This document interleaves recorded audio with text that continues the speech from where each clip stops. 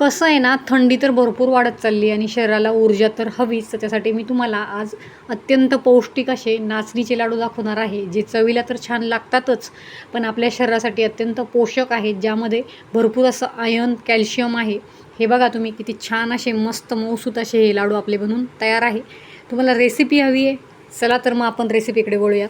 त्याच्यासाठी मी कढाईमध्ये एक मोठी वाटी गव्हाचं पीठ घेतलेलं आहे आणि ह्या गव्हाच्या पिठामध्ये आपल्याला भरपूर असं गावरान तूप टाकून घ्यायचे आणि हे जे गव्हाचं पीठ आहे ते आपल्याला चांगलं लालसर रंगावर भाजून घ्यायचे. यातच मी आता पाऊण वाटी एवढं नाचणीचं पीठही टाकून घेणार आहे. नाचणी ही आपल्या शरीरासाठी अत्यंत फायदेशीर असते. भरपूर असा कॅल्शियमचा स्रोत यामध्ये असतो. ग्लुटन फ्री अशी ही नाचणी असते. त्यामुळे तुम्हाला ब्लड शुगर लेवल तुमची कंट्रोल ठेवायची असेल किंवा मग तुम्हाला तुमच्या बोन्सची जी हेल्थ आहे ती चांगली ठेवायची असेल, तर तुम्ही हे लाडू नक्की ट्राय करा. खूप छान असे ते चवीला लागतात. शिवाय बनवायला अतिशय सोपे आहेत. तर बघा, इथे मी तूप टाकून हे दोन्ही जी पिठं टाकलेली आहेत ती छान अशी लालसर रंगावर भाजून घेणार आहे.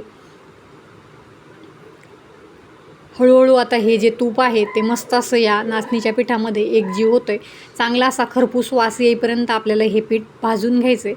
बघा, आता 20 ते 25 मिनिटांसाठी मी हे पीठ भाजून घेतलेलं आहे आणि ते आपण आता एका ताटामध्ये काढून घ्यायचं आहे. आणि याच कढाईमध्ये थोडंसं तूप टाकून यामध्ये मी आता डिंक तळून घेणार आहे. थंडीच्या दिवसामध्ये डिंक हा आपल्या शरीरासाठी अत्यंत फायदेशीर असतो, म्हणून डिंक हा लाडूमध्ये नक्की घालावा, तो स्किप करू नका. खूप छान असे हे लाडू या डिंकांमुळे लागतात.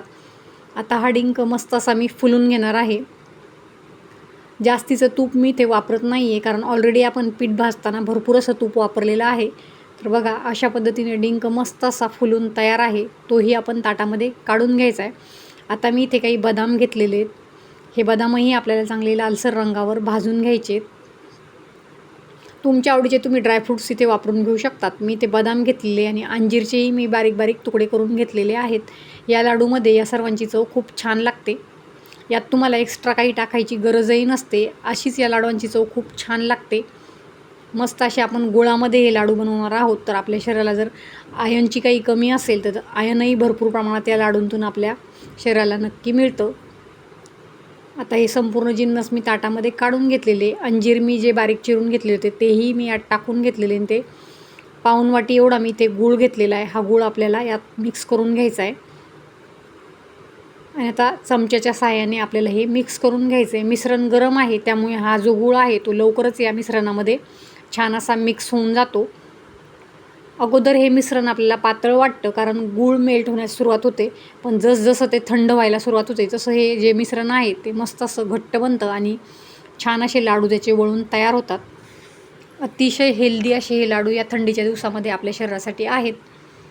तर तुम्ही ही रेसिपी नक्की ट्राय करायची आहे आणि आवडल्यास मला तसं कमेंटमध्येही सांगा आणि चॅनल सबस्क्राईब करायलाही विसरू नका. बघा, मस्त असं हे पीठ आपलं मिक्स करून तयार आहे आणि किती घट्टसर असं ते झालेलं आहे. लाडूही अगदी फटाफट वळून तयार होतात. बघा, छान असे गोल गरगरीत हे लाडू मी इथे वळून घेणार आहेत.